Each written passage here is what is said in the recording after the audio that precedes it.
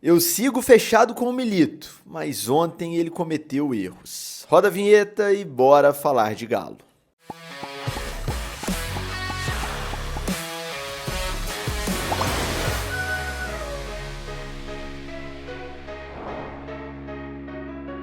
Tudo bem, pessoal? Grande abraço, você que me acompanha em mais um vídeo aqui no canal do Frossar. Hoje, quinta-feira, dia 4 de julho de 2024, está no ar mais um Cabeça Fria, nosso quadro de análise dos jogos do Atlético. Hoje, infelizmente, analisando mais uma derrota do Galo no Campeonato Brasileiro, mais uma derrota muito dura, mais uma derrota sofrendo 4 gols em casa. Então tem bastante coisa para a gente falar sobre esse jogo de ontem na Arena MRV. Antes da gente falar sobre o jogo, recados de sempre aqui no canal. Se você ainda não fez o seu cadastro na KTO, faça utilizando o cupom FROSSAR, vai te garantir 20% de bônus no primeiro depósito. E a primeira aposta, caso você erre, o valor volta para você como bônus para uma nova tentativa. KTO, onde a diversão acontece, aposte com responsabilidade. Se você está me assistindo e ainda não é inscrito no canal, por favor, me dá essa moral, inscreva-se aqui embaixo. A gente está caminhando para 23 mil inscritos, pouco mais de 2 meses de canal, estou bem feliz aí com esses números. E se você quer apoiar ainda mais o meu trabalho, considere ajudar com um valeu demais aqui embaixo, uma ajuda única ali em dinheiro, ou se tornar membro do canal por R$ 14,99 por mês para ter acesso ao grupo exclusivo de WhatsApp, sorteio de camisa no final da temporada, participação prioritária em lives e nos próximos projetos do canal. Vem muita coisa legal por aí e muito mais, beleza? Pessoal, antes da gente falar sobre o jogo, um elogio aqui à torcida do Atlético, que segue fazendo muito bem feito o seu papel. Ontem quase 40 mil pessoas estiveram na Arena MRV, uma festa muito bonita antes do jogo, teve mosaico, teve muita cantoria, até em algum momento superando ali a acústica ruim da Arena MRV, que é sim um problema. Ontem eu vi algumas pessoas falando, agora não tem acústica ruim. Tem, ela continua lá, foi evidente em vários momentos do jogo, não só para a torcida do Atlético, tá, pessoal? A torcida do Flamengo também, quando estava ganhando o jogo e claramente cantando, também tinha o som muito abafado, então não dá mais para questionar o problema de acústica, é evidente, mas ainda assim a galera que foi ao jogo fez uma festa muito bonita ali no início da partida. E aí a galera que acha, né, a parte da torcida do Flamengo aí, que é uma parte grande, né, relevante, que acha que o mundo gira em torno do Flamengo, vem com aquele discurso, contra o Flamengo eles cantam mais, contra o Flamengo teve até mosaico. Bom, mosaico, para quem acompanha minimamente o Atlético, sabe que é bem frequente na Arena MRV, como já era no Mineirão, né? O Thiago Skepi ali faz também esse trabalho, chefia esse trabalho, e muito bem feito. Parabéns para ele, para todo mundo que se doa para o clube, para a festa da arquibancada ficar bonita.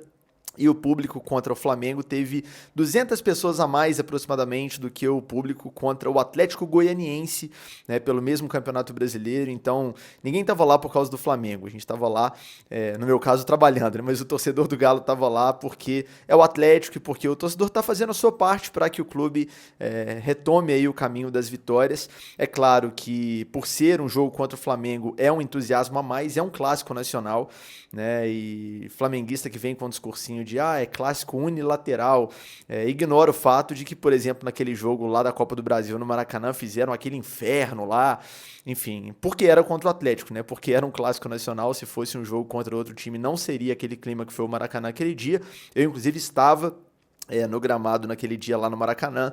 Eu já cobri dezenas de jogos do Flamengo no Maracanã e nunca vi nada parecido com o clima daquele dia no estádio. Então, não existe esse papo de rivalidade unilateral. Para nós é um jogo normal. Não é, nunca foi, não é agora. Pra gente também é um jogo especial, mas a torcida do Galo fez essa festa ontem por ser o Atlético, né? Por ser um jogo importante para a retomada do clube. Infelizmente não aconteceu por uma série de questões que a gente vai falar aqui, mas sem esse papinho de e tudo porque é o Flamengo. Gente, existe muito mais do que o Flamengo no mundo. O terraflanismo é evidente, mas a gente não pode cair nesse papo, beleza? Vamos lá então falar do jogo, né? Primeiro analisar a escalação inicial aí do Gabriel Milito. O Galo foi a campo com o Matheus Mendes no gol, o Everson ainda não está totalmente recuperado da inflamação ali no dedo mínimo da mão direita. 3 zagueiros, né? O zagueiro pela direita era o Rômulo geralmente joga pela esquerda e ele foi invertido de lado, né? Claramente uma alternativa do Milito para tentar tirar ali ou marcar melhor a velocidade do Bruno Henrique, que caía por aquele lado, o lado esquerdo do ataque do Flamengo. Os dois treinadores treinadores, inclusive, destacaram isso na entrevista coletiva. Era uma alternativa ali para o jogador que ia ficar na marcação de 1 para 1 ali com o Bruno Henrique ser um zagueiro mais rápido, já que os outros defensores do Atlético não têm essa característica de velocidade.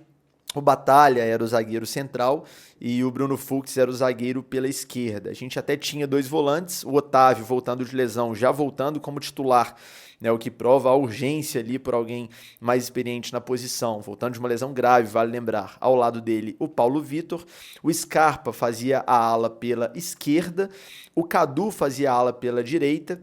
Muita gente achou que ele faria o contrário, já que o Cadu chegou a jogar de ala esquerda, né, antes, e aí no jogo contra o Flamengo o Cadu foi para a direita e o Scarpa foi para a esquerda. O Igor Gomes era o meia criativo, ou pelo menos com essa responsabilidade, já que na prática foi pouquíssimo criativo, a gente vai falar sobre ele também na frente, Paulinho e Hulk. Muita gente questionou, pessoal, por que o Palácios não foi titular pelo lado direito do campo, já que com bola ele vem de fato mostrando qualidade, fez bons jogos aí recentes, enfim, mostrou que pode ser útil para a temporada. O Milito explicou e o argumento dele, vocês podem discordar ou podem concordar, mas você consegue pelo menos entender o que o treinador quis fazer, é que o Cadu é mais atacante no sentido de aproveitar melhor as bolas cruzadas na área pelo Scarpa. E nisso ele tem razão, né? O Scarpa teve volume de jogo pela esquerda, aliás, o segundo gol do Galo saiu justamente numa jogada cruzada, né, numa bola cruzada pelo Scarpa pela esquerda e o Hulk cumprimentando ali para o gol. Não foi a única jogada nesse script ali do Atlético no jogo, vários outros lances o Atlético chegou ao ataque assim, teve até uma que o Scarpa cruzou para trás, o próprio Hulk finalizou e muito provavelmente a bola entraria, mas a bola pegou na perna do Igor Gomes, que estava ali no caminho.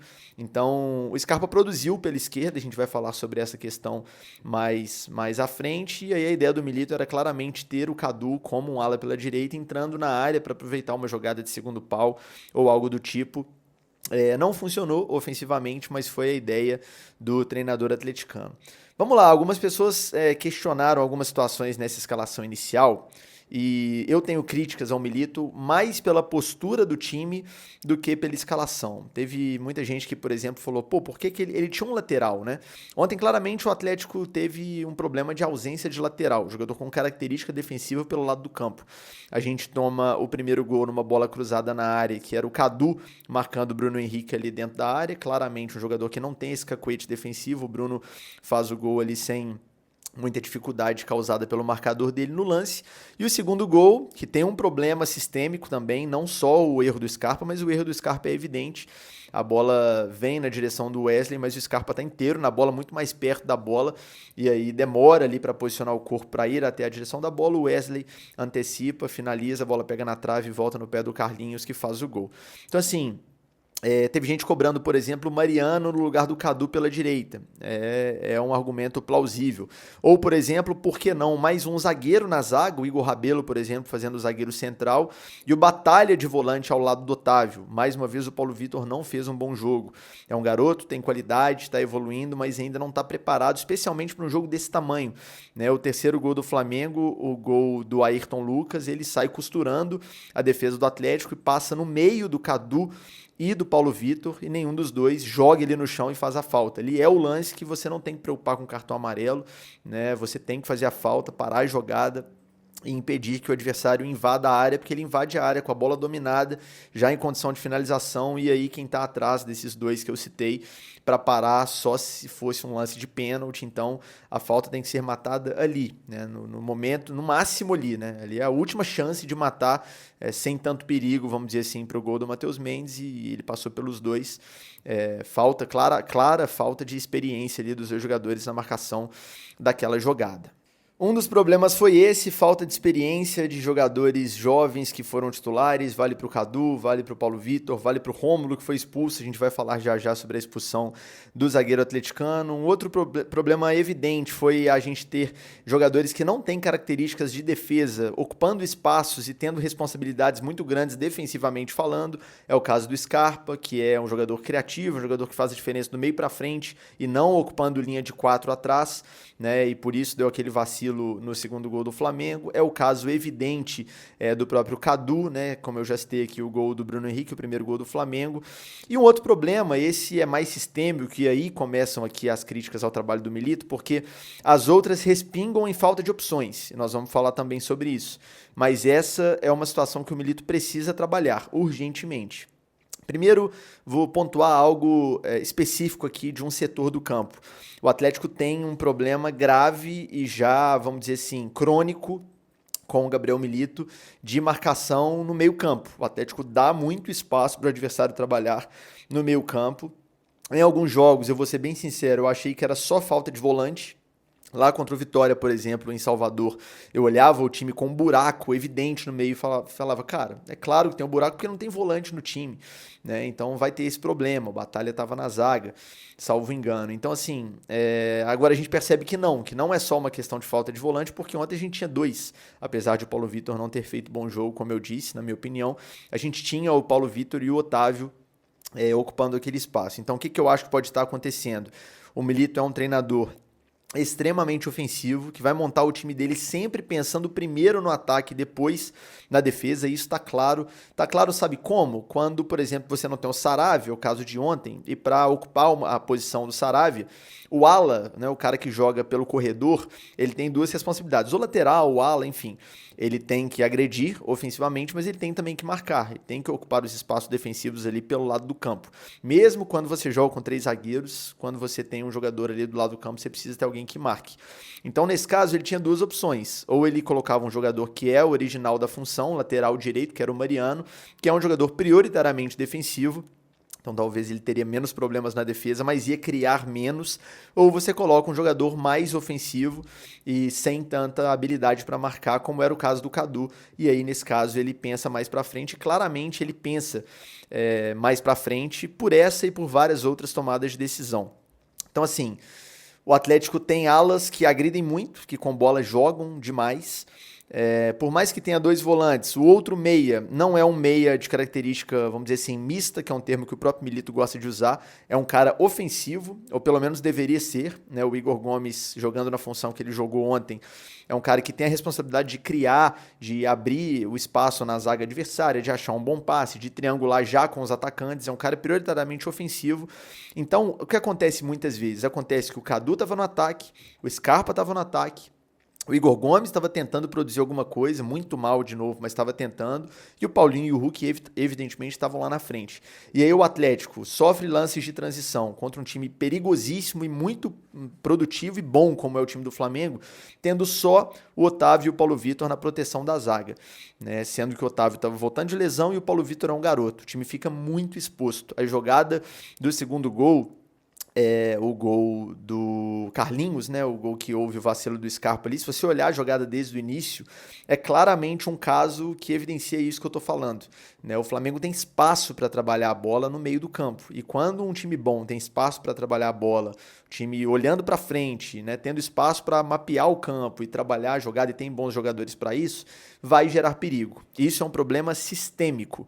Isso é um problema que reflete a postura ofensiva ao extremo do Gabriel Milito, que cá entre nós é linda de ver no discurso, né? É muito legal ver um treinador que se propõe a atacar, que quer ser protagonista, com bola, sem bola, que quer jogar para vencer, seja com qual adversário for, em qual estádio for o jogo, mas em alguns momentos não dá para ser assim. Eu queria deixar claro aqui, falar essa frase com todas as letras e bem pausadamente, para ninguém achar que eu estou fritando o Milito aqui. Eu sou 100% defensor do trabalho do Milito, da continuidade do trabalho do Milito. Eu quero que o Milito fique no Atlético por 10 anos e eu não vou de forma alguma queimar o treinador porque eu acho que tem problemas que estão acima dele, como a questão de falta de opções, e a gente vai falar já já sobre isso. Mas o fato de eu ser um defensor do trabalho do Milito não me impede de fazer críticas pontuais ao trabalho dele e apontar erros que ele cometeu e, na minha opinião, jogar extremamente aberto, jogar com essa postura quase que suicida contra times muito bons, né, que têm muita qualidade, são muito bem treinados e têm um nível de confiança lá em cima, como é o caso do Flamengo, como é o caso do Palmeiras, é pedir para tomar gols. Então, talvez, de fato, colocar mais um zagueiro e o Batalha no lugar do Otávio, fazer um meio campo mais posicional, seria uma boa ideia. se preocupar um pouco mais com essa segunda linha defensiva, né, e não só em agredir o tempo inteiro, seria uma boa ideia. Como? Talvez com o Mariano desde o início pelo lado direito, ou talvez até com orientação.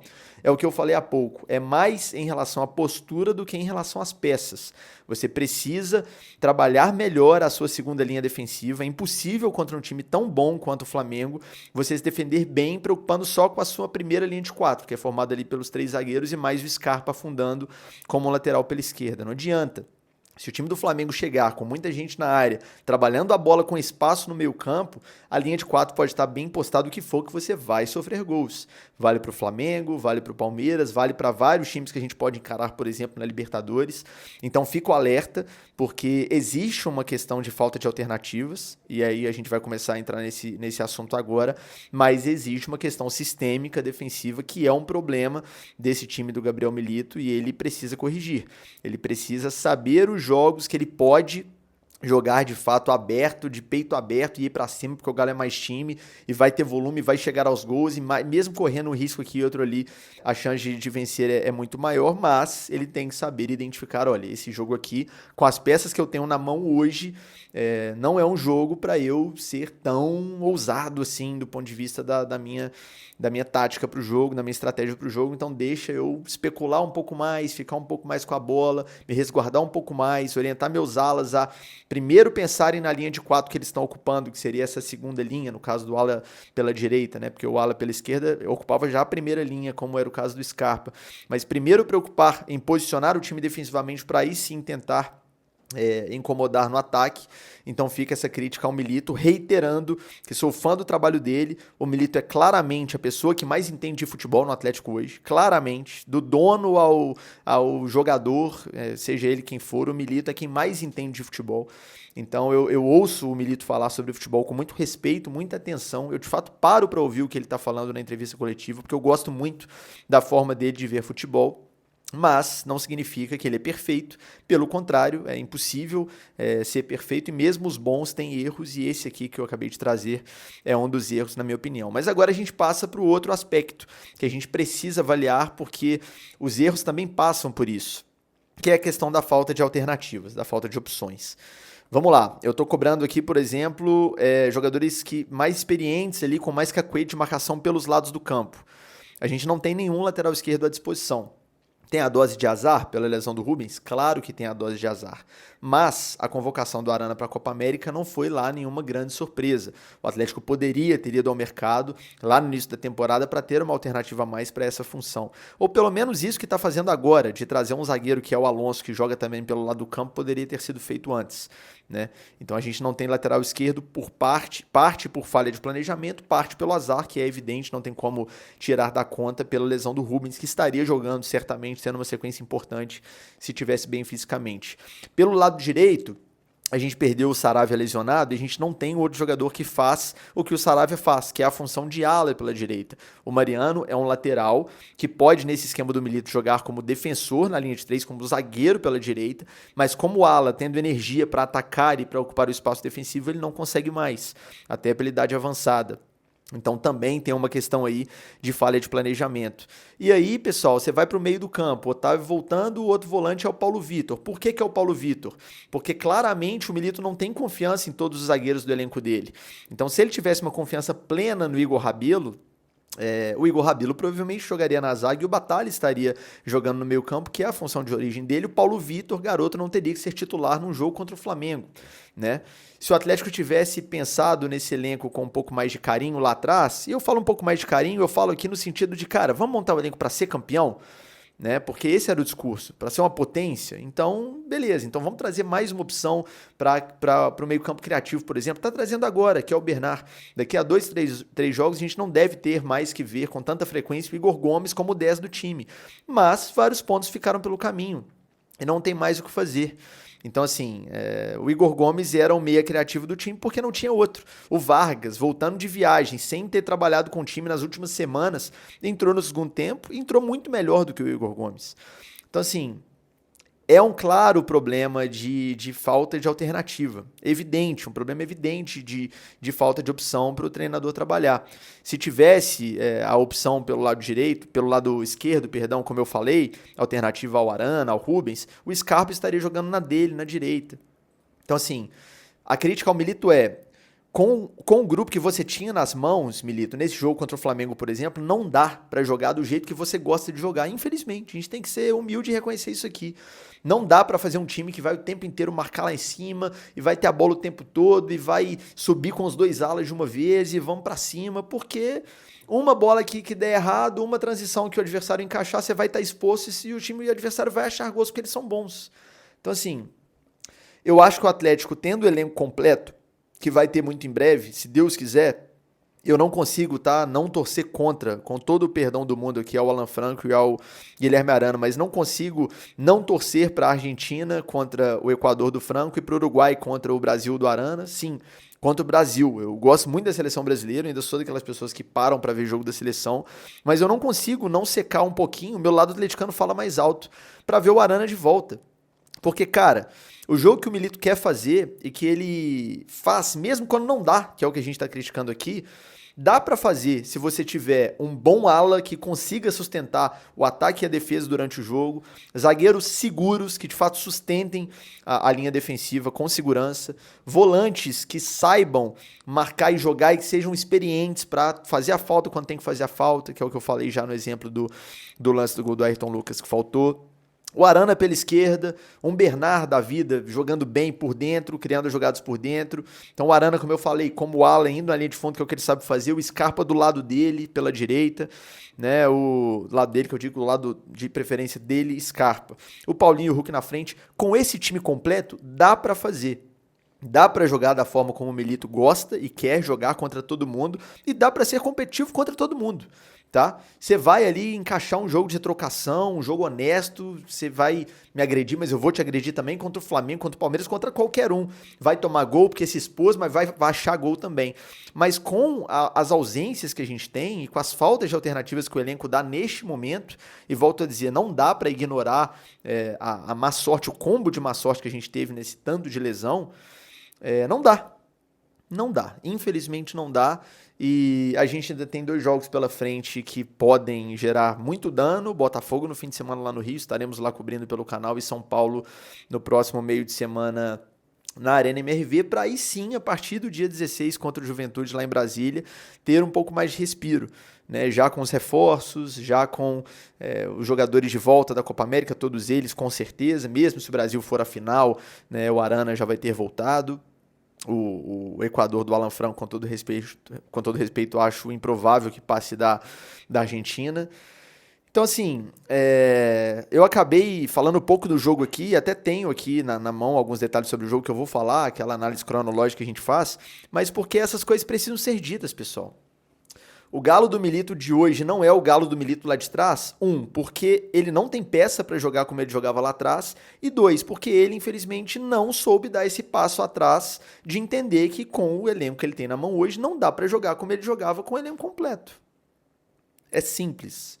É complexo e simples ao mesmo tempo.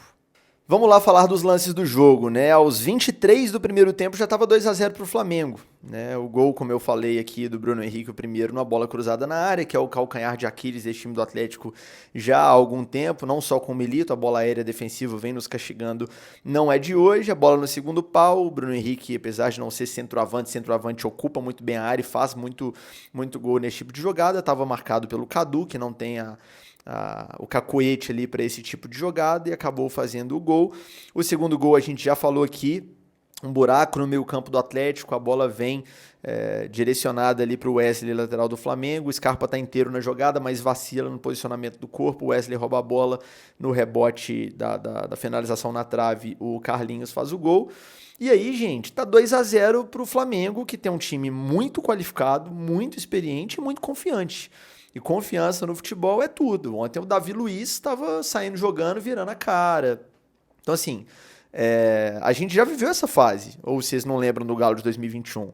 Você vê que os caras jogavam sem fazer esforço. Porque time confiante, time bom, confiante, vai. As coisas acontecem. Os caras têm calma para colocar a bola no chão, para sair jogando, para furar um adversário ali com um drible, porque a fase é boa, o placar é favorável. E o contrário é o contrário. O Atlético tem uma chance claríssima com o Cadu aos 27, salvo engano. Aliás, um bolão do Bruno Fux aqui, vale o elogio. O Fux consegue encaixar bons passes, né, quebrando a linha adversária, aquela bola firme, mas que o atacante consegue dominar. O mérito do Cadu está na movimentação, muito bem feita, e no domínio. Ele fica cara a cara com o goleiro e bate para fora. Não consegue finalizar nem sequer na direção do gol. Você paga um preço que não é barato por ter jogadores inexperientes num jogo desse tamanho. Um dos exemplos é esse lance do Cadu. O outro exemplo é você perder um zagueiro expulso, sendo que o primeiro amarelo foi por reclamação, num lance que eu nem entendi o que ele estava reclamando. E ali o juiz está certo de dar o amarelo. Aquele gesto que ele faz, assim, tipo assim, jogando o estádio ali contra a arbitragem, é uma reclamação básica. Qualquer pessoa que entende minimamente de arbitragem sabe que é a cartilha do árbitro quando o cara faz esse tipo de gesto, direcionado para a arbitragem, é lance para amarelo. E o segundo lance do amarelo do Rômulo, a gente pode até discutir, tá, se pegou ou não, mas não existe um jogador amarelado entrar numa dividida com a bola lá no campo de defesa do Atlético, a bola ainda estava no campo de defesa do Atlético, solado do jeito que ele entrou. Eu fiz essa pergunta ao Milito na entrevista coletiva, talvez alguns de vocês possam ter visto, porque isso me preocupa demais pensando nas Copas. O brasileiro, gente, só uma reviravolta histórica, assim, para o Atlético conseguir tirar essa distância para um time tão sólido como o Flamengo, e tem muita gente na frente, não é só o Flamengo, né, que precisa cair muito de produção e o Atlético emplacar uma sequência absurda para pensar em título brasileiro lá na frente. Mas a gente está vivo na Libertadores e tem uma chave favorável, e a gente está vivo na Copa do Brasil. E daqui a 2, 3 rodadas o elenco é muito bom de novo. Pode não ser perfeito, e acho que não é, mas é muito bom de novo. Você imagina, o Atlético hoje é o time mais indisciplinado do Campeonato Brasileiro. São 6 cartões vermelhos. Ninguém tomou tanto vermelho quanto o Galo nesse Campeonato Brasileiro. São 42 cartões amarelos. Só o Cuiabá tem mais amarelos que o Galo na competição. Mais de 3 cartões amarelos em média por jogo o Atlético toma. E expulsões, não só as que você compreende. Sabe, aquela expulsão que o volante que já tá amarelado, matou uma jogada, num lance de contra-ataque ia sair o gol, você, deu um azar, mas o cara matou a jogada que tinha que matar. Um lance de contra-ataque ali, não tem o que fazer. Mas não. Teve o vermelho do Hulk contra o Palmeiras, que beleza, foi exagerado, o árbitro ali foi absurdo na tomada de decisão, mas o Hulk deve se controlar mais em relação à arbitragem, e acho que tá melhorando, tá? Desde aquela expulsão dele contra o Palmeiras, eu tenho notado um Hulk mais tranquilo para conversar com a arbitragem, então parabéns a ele, porque isso é uma evolução individual, mas a gente precisa olhar para a evolução coletiva nesse aspecto, né? O Paulinho, depois daquele jogo, foi lá bater no Rocha e foi expulso. Ontem o Rômulo toma amarelo por gesticular em um segundo com o amarelo solando o adversário. Então, assim, eu fiz essa pergunta porque isso me preocupa. Você imagina no mata-mata de Libertadores lá na Argentina, nas oitavas contra o São Lourenço, você perde um zagueiro expulso com 10 no primeiro tempo. O Galo é muito mais time que o São Lourenço, que aliás está numa draga danada também, numa fase péssima lá na Argentina, cheio de problema, fora do campo, inclusive. O Galo é mais time, mas você perde o jogador expulso, vira outro jogo. E não tem mais 20 rodadas pela frente para melhorar não, amigão. Mata-mata, você deu um mole desse, você vai ser eliminado da competição. E aí você joga um ano fora. Então, assim, várias questões que acontecem muito por inexperiência. E o Milito, na resposta para essa minha pergunta, usou esse termo. É garoto, é inexperiente, vai aprender. O jogador tem que saber jogar com o cartão amarelo. Especialmente o defensor, e o Milito tem conhecimento de causa para falar. Foi um baita zagueiro de Copa do Mundo, de Champions League. Então, assim, uma coisa é a postura do cara quando ele não tá amarelado. Você pode entrar mais forte, você pode correr um risco aqui e ali. Com o cartão amarelo, você não pode, muito menos num jogo desse tamanho. O jogo estava 3-1 naquele momento, quase certeza. O Atlético tinha achado já o gol de pênalti, que foi pênalti claríssimo, tá? Aliás, falando dos lances polêmicos, o pênalti no Vargas é claríssimo, né? O jogador tocar a bola antes não dá a ele a possibilidade de varrer o jogador dentro da área, pênalti claro. Pênalti que nem precisa de mais de uma câmera para o juiz olhar no VAR, né? Tinha que ter dado no campo, mas já que não deu, é chegar lá, olhar na telinha, beleza, não vi, errei, pênalti, né? E o pênalti para o Flamengo existiu também, na minha opinião. Pênalti cometido pelo Otávio e não foi dado. A gente está aqui para falar o que aconteceu, né? Minha opinião, vocês podem ter opinião diferente, mas para mim o Otávio, beleza que ele está caindo, né? Mas o pé dele, caindo ou não, sem querer, também é pênalti. Então, assim, essa questão da inexperiência é um preço caro que a gente tem que pagar, porque num jogo como esse, você tem um jogador expulso, você matou qualquer chance, se é que existia, de reação naquele momento. A Arena voltou um pouquinho ali, um climinha um pouco melhor depois do gol do pênalti do Hulk, e aí pouco depois você perde um jogador expulso. Então, assim, você matou ali as remotas, porque já eram remotas, chances de uma reviravolta no jogo. Eu já falei da expulsão do Rômulo, que foi lá no segundo tempo. O primeiro cartão dele amarelo já foi no segundo tempo, mas tem alguma coisa de primeiro tempo que eu tinha deixado passar batido aqui, ainda bem que eu tenho minha colinha aqui para lembrar. O fato de aos 38 minutos ali, aproximadamente, o Scarpa ter feito uma ótima jogada pela esquerda, cruzado para trás, e o Hulk ter finalizado na bola que pegou no pé do Igor Gomes, e ali é um azar, a bola pega na direção dele, mas eu vou usar esse lance como gancho para falar do Igor, porque, cara... pode ser um jogador importante para o elenco, pode ser um jogador útil numa temporada de muitos jogos, mas definitivamente não pode ser o meio-campista criativo desse time do Atlético. O cara para jogar ali, eu já falei isso em outra análise, eu tô sendo repetitivo, mas não tem como não ser, porque a postura dele em campo é a mesma. Ele tem que tentar alguma coisa diferente. O Igor, ele sempre fica escorado na marcação, sempre é difícil falar, mas em vários lances ele fica escorado na marcação, ele dificilmente se desvencilha da marcação para pedir a bola, sabe, igual o Zarate faz, por exemplo, toda hora.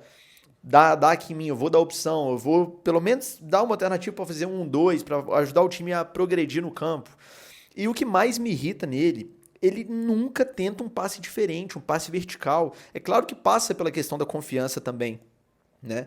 O jogador, para tentar quebrar uma linha, para tentar um passe em profundidade, um passe difícil, um passe longo, ele tem que estar com a confiança em alta. Mas, cara, se o jogador que está jogando ali não está fazendo isso, não tem por que ele tá ali, porque não entrega nada para o time. Como eu falei no início da análise, ele pouco agrega defensivamente. O Atlético tem um claro problema de marcação nessa segunda linha, a linha da frente da zaga de marcação. Né? Muito por ter um meia que pouco agrega na defesa, que no caso era o Igor Gomes. Então, com a bola, ele tem que fazer a diferença. E não faz. Tanto que, como eu falei, o Vargas entrou no segundo tempo bem melhor que ele, atuando bem mais, pelo menos, na criação ofensiva do time. Eu falei que esse lance do Scarpa cruzando para trás ali, o Hulk finalizando, foi aos 38. Na verdade, foi aos 44, que eu tinha anotado de 38 minutos aqui, eram as estatísticas do jogo. O Atlético tinha 60% de posse de bola nesse momento. Só que perdendo o jogo por 2-0. Por quê? Porque com bola não conseguia criar, assim, a nível de levar real perigo para o gol do Rossi. Porque faltava o meia, porque o Scarpa fazia jogadas pela esquerda e cruzava na área, mas faltava alguém para finalizar para o gol, porque o Paulinho e o Hulk estavam o tempo inteiro tentando alguma coisa fora da área, que é algo que vem acontecendo também com maior frequência, e o cara não consegue estar ali posicionado como centroavante em várias jogadas. Então, é aquele tipo de coisa, assim, é a famosa posse de bola estéreo, né? Você tem a bola, mas o adversário consegue levar mais perigo quando consegue ter o domínio e a posse e te agredir, que foi exatamente o que aconteceu. No segundo tempo vem o gol do Flamengo, terceiro gol aos 5 minutos, o gol do Ayrton Lucas, que eu já falei aqui, não pode deixar um jogador, especialmente um lateral, que é muito bom lateral, o Ayrton Lucas é ótimo jogador, mas você não pode deixar um lateral enfileirar seus defensores, entrar na área e chutar cruzado como ele fez, não pode, tem que matar a jogada onde dá para matar lá atrás. O Atlético pouco depois faz o seu primeiro gol no lance de pênalti, como eu disse, bem marcado, o Hulk bateu bem e converteu. E aí depois o que poderia ser uma reação vai pro saco, a palavra é essa, né, com a expulsão do Rômulo. E aí o Atlético com 3-1 contra, com um jogador a menos, fica ainda mais exposto, naturalmente, né? O Milito também falou sobre essa questão na entrevista coletiva. Já é muito difícil você encarar um time bom como o Flamengo no 11 contra 11, mas com um a menos esquece. E aí entrou o Mariano, por exemplo, o quarto gol do Flamengo, o gol do Bruno Henrique, num lindo lançamento do Pedro, Aliás, não faz o menor sentido cá entre nós o Pedro não estar na seleção brasileira, né? É cracaço de bola, joga muito. Um ótimo lançamento do Pedro. Bruno Henrique faz o facão nas costas do Mariano, que, como eu disse, máximo respeito pela trajetória dele, foi peça importante no nosso título brasileiro em 2021, mas não tem mais uma condição. Nem tô falando que ele errou bizonhamente no gol, porque não aconteceu. Mas assim, em lances de profundidade, em lances do atacante atacar as costas dele, ele vai perder certamente na velocidade, porque a idade já está avançada. É um jogador que se posiciona muito bem, que tem os atalhos do campo, experiente, mas nesse esquema do Milito, em que o time joga com a linha alta, em que o time progride, ataca muito, é difícil você ter um cara como esse ocupando o lado do campo, né? Eu acho que é um cara que pouquíssimo vai jogar quando o elenco estiver completo, porque como ala ele não é sequer opção, ficou claro ontem, né? O Cadu foi o nosso ala pela direita, e como zagueiro pela direita, eu acho que o Milito vai ter opções bem mais condizentes com o que ele propõe para o time. Tudo indica que a passagem do Mariano pelo Atlético está chegando ao fim. E depois do 4-1, pessoal, e eu acho que vocês vão concordar comigo, era rezar para não virar um placar histórico, né? Para não virar um placar vergonhoso. É claro que já é vergonhoso você tomar 4 gols em casa, mais uma vez, não é a primeira vez que acontece no Campeonato Brasileiro, né? Já aconteceu também contra o Palmeiras, que aliás foi pior, porque foi 4-0. Mas você poderia ali claramente tomar 5, 6, do jeito que o time estava exposto, era um risco. E aí virou uma trocação ali de oportunidades. O Galo até teve chances antes de marcar o gol efetivamente com o Hulk, o segundo gol. Teve uma chance do Vargas, que ele finalizou muito bem da entrada da área, obrigando o Rossi a fazer boa defesa. Teve um chute cruzado do Hulk também. O Galo teve algumas alternativas para fazer o segundo gol, mas o Flamengo também teve, também chegou, ameaçou, o Mendes fez ali 1, 2 defesas, e o 4-1 se arrastava até o finalzinho, aos 44, o Scarpa fez um ótimo cruzamento, realmente o pé esquerdo do Scarpa é muito acima da média. Nesses jogos assim que a gente perde, isso fica menos em evidência, porque a gente perdeu, e tudo aquilo que não deu certo fica muito mais evidenciado, mas com o time completo, com o Scarpa de preferência voltando a jogar do lado dele. E aqui eu não estou transferindo a responsabilidade do Scarpa na esquerda para o Milito, tá? Já falei isso várias vezes, é uma questão muito mais de falta de opção do que de erro do treinador. As minhas críticas ao Milito são por outros assuntos e não por essa questão do lado do Scarpa. Eu entendo os argumentos dele para manter o Scarpa na esquerda, e cá entre nós, o Scarpa tem produzido também pela esquerda. Ele chega, ele vai na linha de fundo, ele encaixou o cruzamento para trás, como eu falei, que se a bola não bate no pé do Igor Gomes seria assistência. Ele deu assistência para o gol do Hulk. Ele tenta encaixar jogadas de triangulação, ele, um meia e um atacante ali pelo lado do campo. O Scarpa é muito bom jogador, independentemente do lado, mas é claro que na direita ele rende mais, e o Milito sabe disso. Que bom que a gente achou aquele segundo gol e o jogo terminou 4-2, dos males o menor. O Flamengo perdeu uma oportunidade de devolver uma das 8 goleadas que sofreu do Atlético de 2004 para cá. Daquele 6-1 lá em Ipatinga até 2020, salvo engano, foi a última, mentira, a última foi no ano passado. Eu estou considerando goleada aqui todos os resultados com 3 ou mais gols de diferença, tá? 3-0 nessa minha conta aqui, conta como goleado, o critério nesse caso é de cada um. Mas o Atlético vem dando generosas palmadas no Flamengo nesses últimos 20 anos aí, né? São 8 goleadas, teve 4-0 mais de uma vez, 4-1 mais de uma vez, 3-0 com aquele time horroroso lá de 2008, com o gol do Castilho lá no Maracanã, 3-0 agora lá no Maracanã também com o time do Filipão, gol do Rubens, gol do Edenilson e o gol do Paulinho. Então assim, o Flamengo perdeu uma oportunidade ontem, como tinha vantagem numérica e tinha um time muito mais equilibrado em campo, de meter 5, 6, 7 no Atlético e dar de fato um golpe que seria duro para a história. Foi um 4-2, um resultado muito duro, mas um resultado que a gente consegue juntar os cacos e pensar para frente, tirando lições. Para o Milito, vale a lição. Não dá para jogar do jeito que você quer jogar sempre. Tem hora que a gente precisa admitir que o adversário tem mais elementos, especialmente individuais, e trabalhar o time coletivamente para ser um pouco mais compacto, um pouco mais humilde dentro do campo, e especular um pouco mais e abrir um pouco de mão dessa convicção ofensiva que, volto a dizer, é ótima no discurso, mas não dá para a gente morrer abraçado com ela sempre, tá? E para a diretoria, acho que esse pedaço de temporada que a gente passou com essa quantidade enorme de desfalques, deixa um recado muito claro. Se você tiver um elenco na conta do chá, nesse nível de competitividade que a gente está hoje, que a gente tem hoje no Campeonato Brasileiro, no futebol brasileiro como um todo, para disputar competição de longo prazo, de pontos corridos, esquece. Porque imprevistos são imprevistos, mas imprevistos sempre acontecem. Então dá para prever o imprevisto, não qual, mas que algum deles vai chegar, dá para você prever. Então assim, esse recado já é pensando até na próxima temporada, nessa janela agora no meio do ano, que ainda nem abriu, então dá tempo ainda, né? Ainda dá tempo de investir, de, né, fazer ali um aporte um pouco maior no futebol, né? Ainda dá tempo, mas especialmente pensando para o ano que vem. Vamos realmente contar com o elenco na conta do chá ali? Ah, aqui não tem um reserva que é dessa posição originalmente, mas tem esse aqui que quebra um galho, então passa, já temos 2. Aqui tem esse menino aqui que parece bom da base, então deixa ele aí como opção. Se quiser brigar por título mesmo, bater de frente com esses elencos que são muito mais, enfim, bem montados, longevos e os times mais ricos também que o Atlético, vai precisar de mais. Vai precisar de mais. Então, recado dado ao Milito, recado dado à diretoria.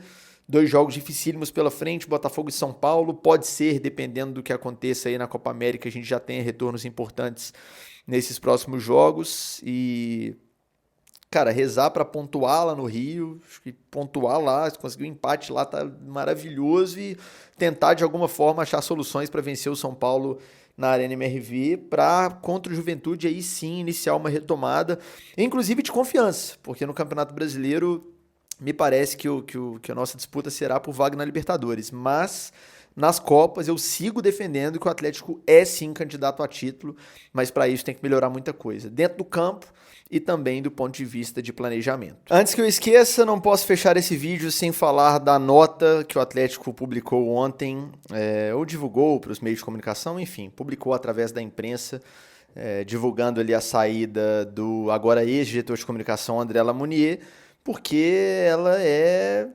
assim, cara, beira o inexplicável, o inacreditável, assim, o tom daquela nota. Você lê a nota, parece que o profissional saiu porque, achou que era o melhor caminho. O clube, em momento algum, fala abertamente que o profissional teve um erro evidente, uma falha evidente, e uma... Não é nem falha a palavra, assim, é um desvio ético, né? Um desvio ético, pra falar o mínimo, assim.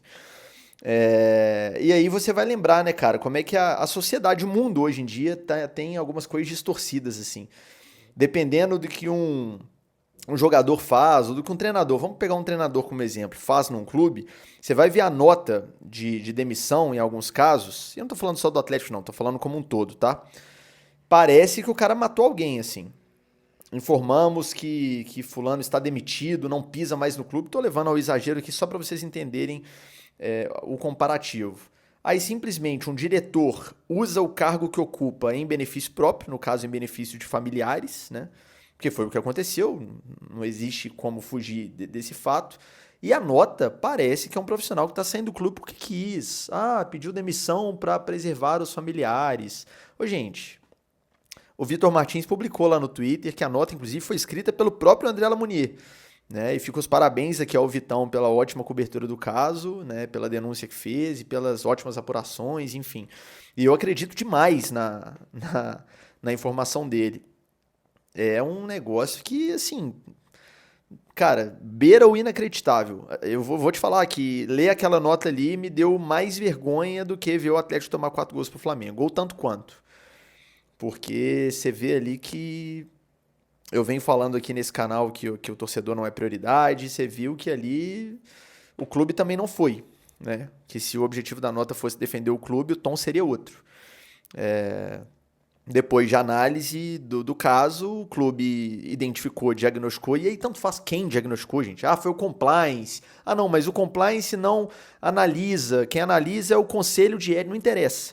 O clube analisou e concluiu que houve um desvio de ética do profissional, por isso ele está demitido. Né? Para mim era o básico, assim. E vida que segue, vida que segue. Não é para ameaçar ninguém, não, beleza. O profissional errou, houve um desvio de conduta, no mínimo, saiu do cargo por isso e vida que segue, que siga a carreira, que seja feliz, ele e a família dele em outro lugar, né? Mas não, a nota, cara, aquilo ali é inacreditável. Inacreditável. Mas é isso. Tempos difíceis, eu vou continuar fazendo meu trabalho aqui com a isenção de sempre, elogiando, criticando e tomara que mais elogiando que criticando daqui pra frente, que as coisas melhorem na comunicação e especialmente no futebol, porque eu acho que ainda dá pra gente colher frutos interessantes e comemorar muita coisa na temporada 2024. Grande abraço, saudações atleticanas, viva o Clube Atlético Mineiro, maior que tudo e todos, sempre, e até o próximo vídeo.